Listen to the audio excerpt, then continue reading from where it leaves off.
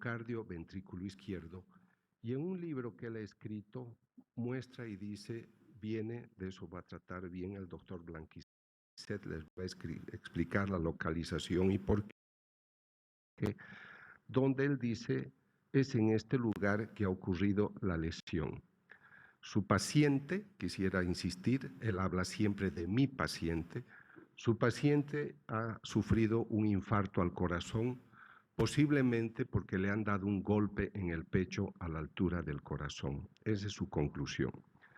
Cuando él explica, dice, este tejido está lastimado. Normalmente los tejidos, las estrías del corazón son más rectilíneas, pero esto evidencia que el paciente ha tenido una lesión, un infarto. O sea, su paciente ha sufrido mucho.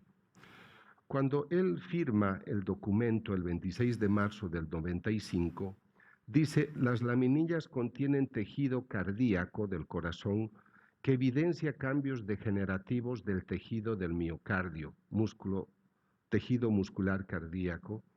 O sea, él está encontrando que está lesionado el miocardio, ese músculo que le permite latir al corazón y da vida al organismo. Pero quisiera que noten el término evidencia cambios degenerativos del tejido del miocardio.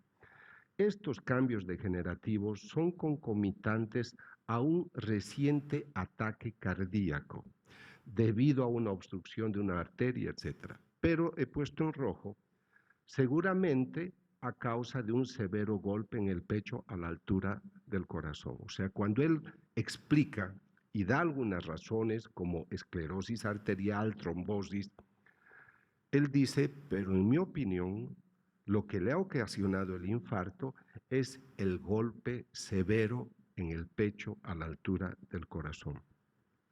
Cuando se hace la evaluación final, el doctor dice, esta muestra tenía actividad dinámica, el tejido estaba vivo cuando se tomó la muestra.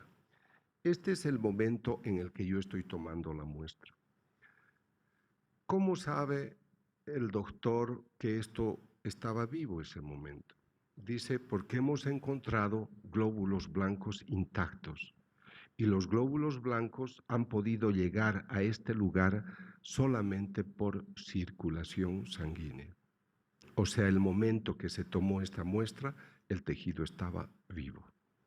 Vuelvo a insistir, yo tomé la hostia, sangró el 96. La efusión es del 96. Yo tomo la muestra el 99. Él analiza el 2004. O sea que 8 años después, el tejido estaba intacto, actuando como si estuviera en el organismo de una persona. El viernes 17 de marzo de 2006, entrego los resultados al cardenal y es él el que me dice, doctor, acá usted tiene una evidencia extraordinaria para hablarle a los sacerdotes, que los sacerdotes comprendan el esplendor de su vocación, que entiendan la confianza que Dios ha puesto en sus manos, que entiendan el privilegio de ser sacerdotes, que las religiosas entiendan que son custodias de este tesoro de la Iglesia y que el laico comprenda que la palabra de Dios se cumple. El pan que yo te daré es mi carne.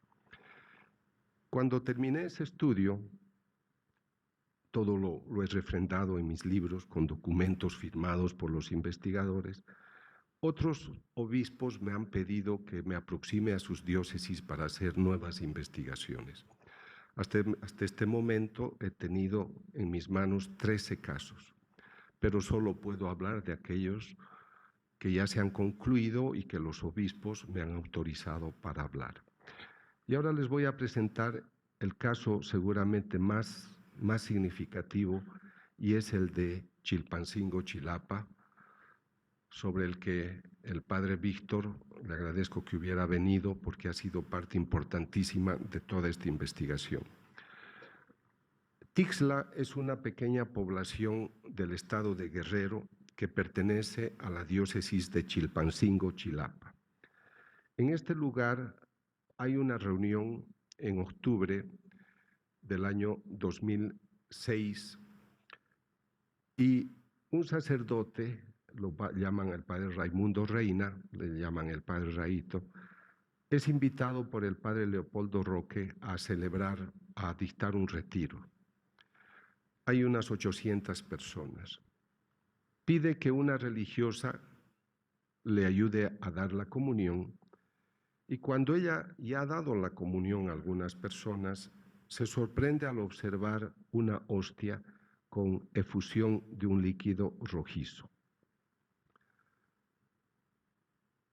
El padre me explica que la religiosa se acercó a él llorando, emocionada, se puso de rodillas y le mostró el copón. Entonces él inmediatamente tomó la hostia con esa evidencia de la mancha rojiza y la mostró a la gente. Cuando yo fui a entrevistarlo al padre, yo le pregunté y le dije: padre, ¿por qué usted ha mostrado a la gente la hostia?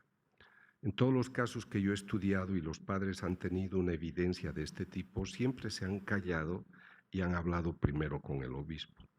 Entonces él me dijo: doctor, es la segunda vez que me sucede esta experiencia, porque yo era misionero en Centroamérica y me ocurrió lo mismo y fui muy entusiasta donde el obispo y le dije: monseñor, esta hostia sangra. Y el obispo me dijo: te ordeno que la comulgues ahora. Con esto quiero solamente aclararles que ustedes no deben pensar, tampoco la audiencia que nos ve por televisión, que la Iglesia está muy detrás de los milagros. La Iglesia enseña de que debemos creer por fe. Y es muy prudente porque no está buscando signos externos. Entonces sí hay algunos obispos que pueden tener la visión de decir: sí, hagamos una investigación, y otros no. Ahí ustedes verán que la opinión personal tiene una dirección. Pero esto les explico primero para que comprendan, porque también hay gente no creyente que piensa que estas cosas son fabricaciones de la Iglesia para atraer gente, y tampoco es el caso. Pero me interesa que ustedes conozcan el contexto, porque en la hostia de Argentina, el 92, hay una efusión, pero no se toma ninguna medida, y el año 96 vuelve a exudar. En este caso, el padre tuvo una experiencia y se le vuelve a repetir.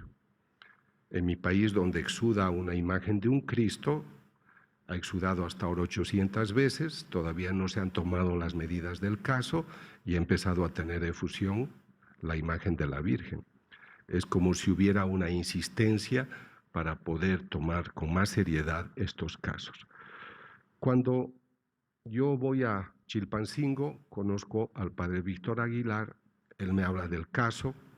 Yo le digo que necesito una invitación escrita del obispo porque yo debo trabajar de esa manera, y pues él me confirma de que esto es una realidad. Recibo la invitación y con el padre Víctor y otras personas pues voy a la parroquia de Tixla, donde encuentro este portaviático, y esta es la apariencia que tiene cuando yo voy a ver por primera vez el caso a fines de octubre del año 2009.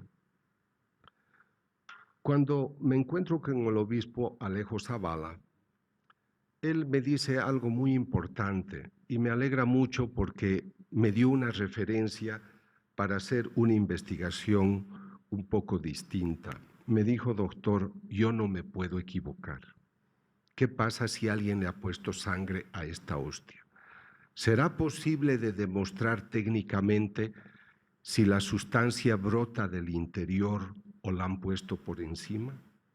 Entonces contraté un laboratorio forense, nos quedamos toda una mañana para investigar.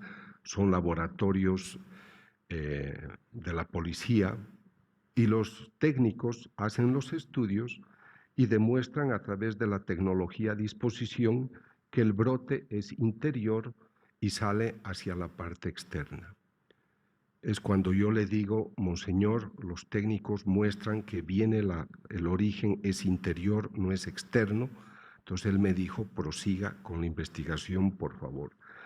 Pero por esas cosas interesantes de la investigación, el 2012, cuando ya terminaba la parte final para entregar el informe a la autoridad de la Iglesia, Había otro laboratorio que me estaba ayudando a definir los tejidos y por su cuenta demostraron también que la sustancia que encontrada tenía una dirección de adentro hacia afuera.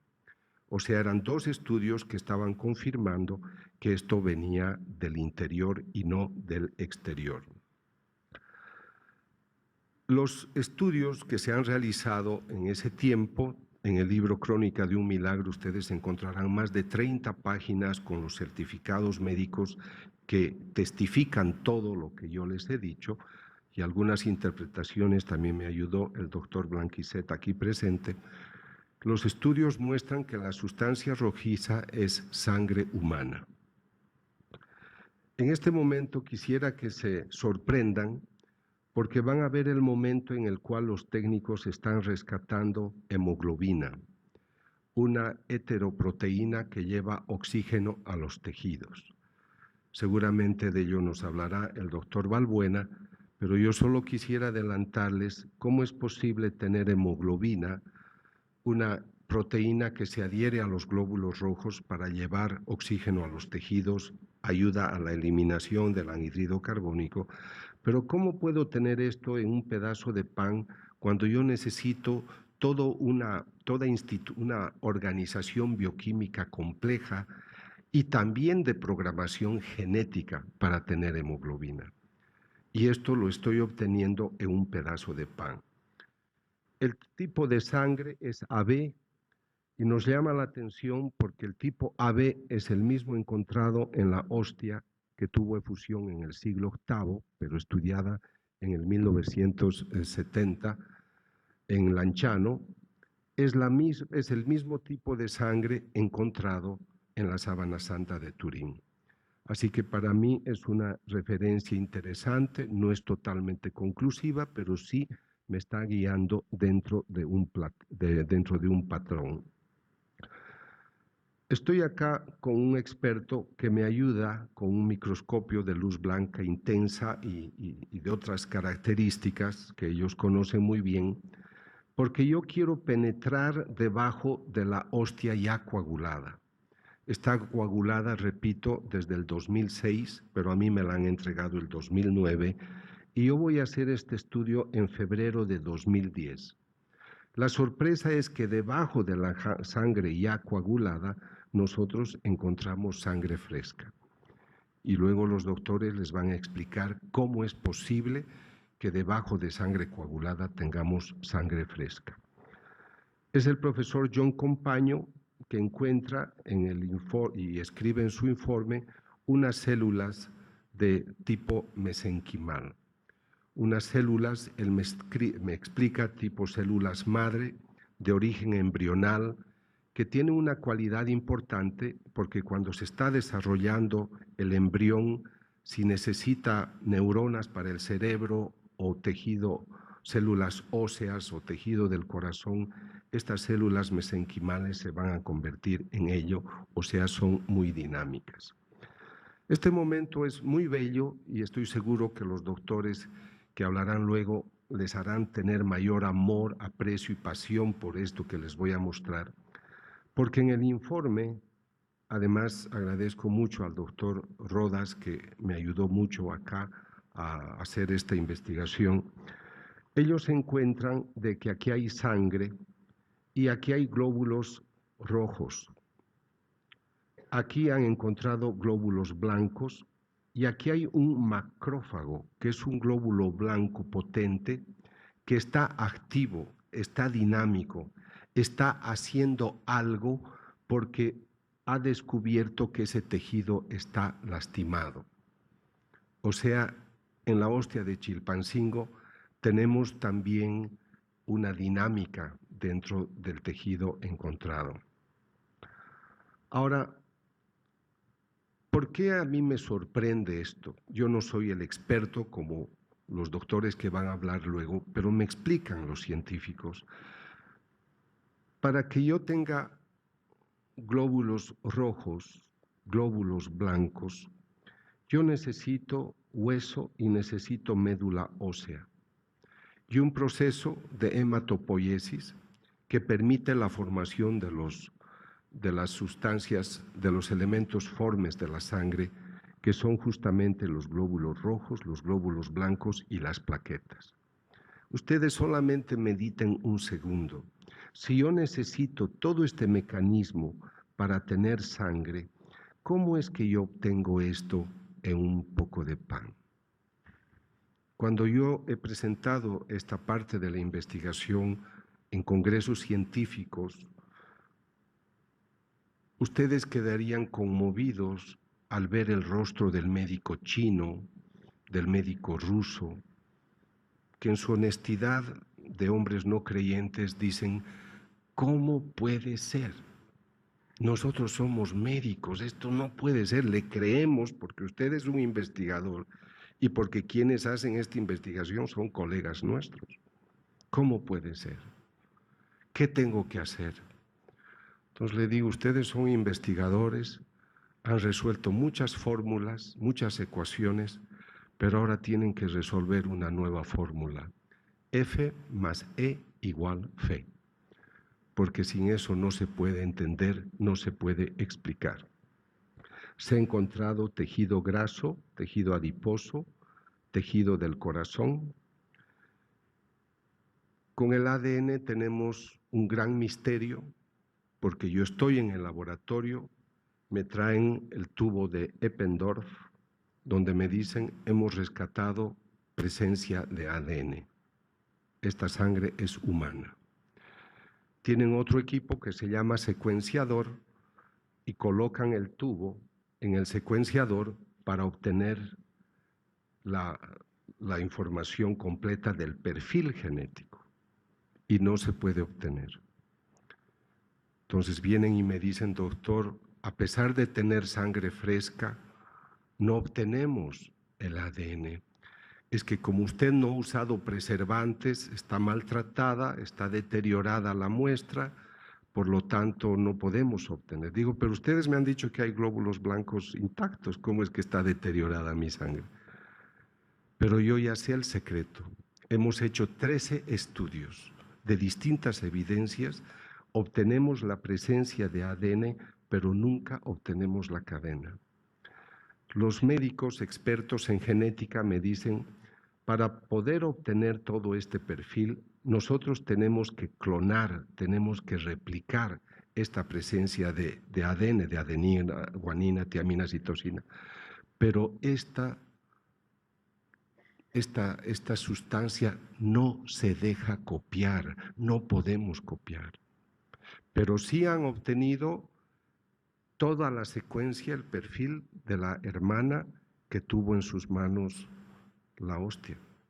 De ella sí encontramos, o del sacerdote, pero no de esta sangre que consideramos especial.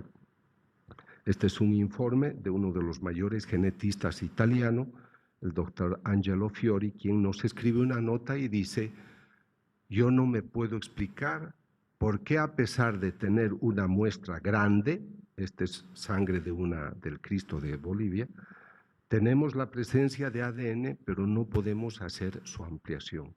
Esto para nosotros es un misterio.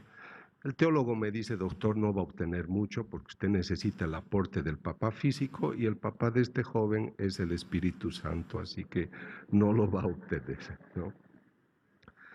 Entonces ahora, con el deseo de entender mejor, yo estoy muy interesado en tratar de demostrar que la sábana santa de Turín es la sábana que realmente ha cubierto el cuerpo del Señor.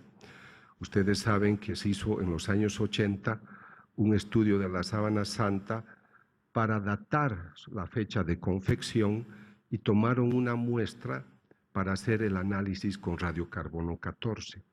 Pero ese estudio arrojó que posiblemente este tejido es de la Edad Media.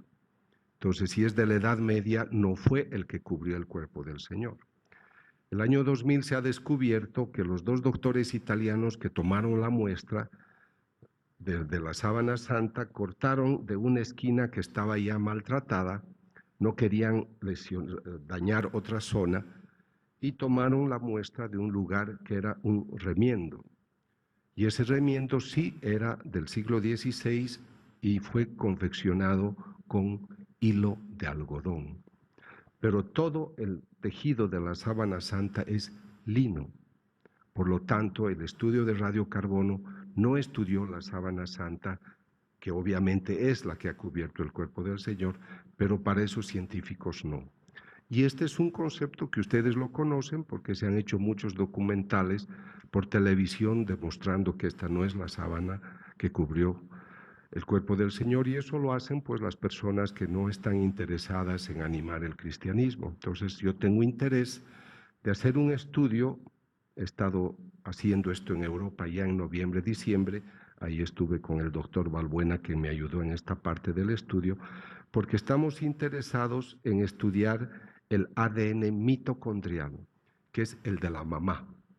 Entonces, si yo descubro el ADN de la madre, yo necesitaba sangre de la Virgen y he estudiado 2 imágenes de la Virgen que han sangrado. Tengo sangre fresca en una parte y en otra tengo costras. Por lo tanto, tengo la sangre para poder obtener el ADN de esta imagen y voy a compararla, si obtenemos, con el ADN mitocondrial de las hostias y del Cristo de Cochabamba.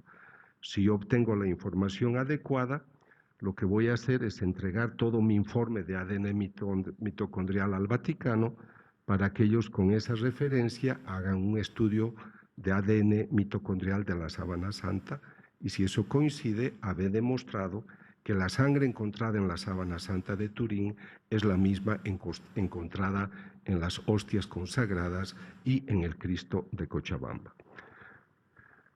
Entregado el informe el 25 de mayo de 2012, ¿verdad? 2013, a las autoridades hemos hecho un simposio, justamente el anterior a este, y luego en octubre el obispo declaró el caso milagro de manera solemne. He viajado por muchos países para estudiar si en algunas fábricas que han confeccionado millones de hostias se habrán visto que una hostia sangraba, y a pesar de haber fabricado millones y millones de hostias durante años, jamás han visto sangrar una hostia. Esto solamente ha sucedido con hostias consagradas, y esto me ha llevado a entender la importancia de la vocación sacerdotal. Sin sacerdote no hay Eucaristía. Ya para ir concluyendo, esto es lo que yo tengo y ustedes tienen cuando comulgamos. Este es el vino consagrado, este es el pan consagrado. Ustedes no han visto posiblemente estas evidencias, pero aquí las tienen a través de una investigación donde en esta hostia que tiene efusión se encuentra carne, se encuentra sangre. Y en México estudié el caso, que no puedo profundizar en mucho detalle porque todavía esa es una investigación larga. Hemos estudiado también vino y hemos encontrado evidencia de sangre. Así que el caso se hace para mí muy importante y me lleva a esta cita de San Juan 6:51, el pan que yo te daré es mi carne. Creo que acá debemos comprender que la providencia de Dios nos está obsequiando algo, una información que puede enriquecer muy bien nuestra fe. Me alegra cuando no creyentes me dicen: doctor, esto ha llamado mi atención y hoy soy una persona de fe. Me alegra cuando los sacerdotes me dicen: esto ha afianzado mi vocación. U otros diáconos que decían que no sabían si se iban a ordenar sacerdotes, después de ver estos programas han ido a su obispo, han dicho: sí, quiero ser sacerdote. Este es el obsequio. Pero lo que yo he prometido el día de ayer y de hoy era demostrar que la naturaleza espiritual existe y se manifiesta. Y esta es la gran oportunidad de tratar este tema, demostrando algo que yo trataba ayer cuando les decía que hay 3 variables importantes que intervienen. Primero, el sacerdote, las manos del sacerdote consagrado, la invocación que hace el Espíritu Santo, Pido que por el poder del Espíritu Santo el pan se convierta en carne, el vino en sangre. Creo que esto es demasiado poderoso para que nosotros entendamos la riqueza de esta naturaleza espiritual. Y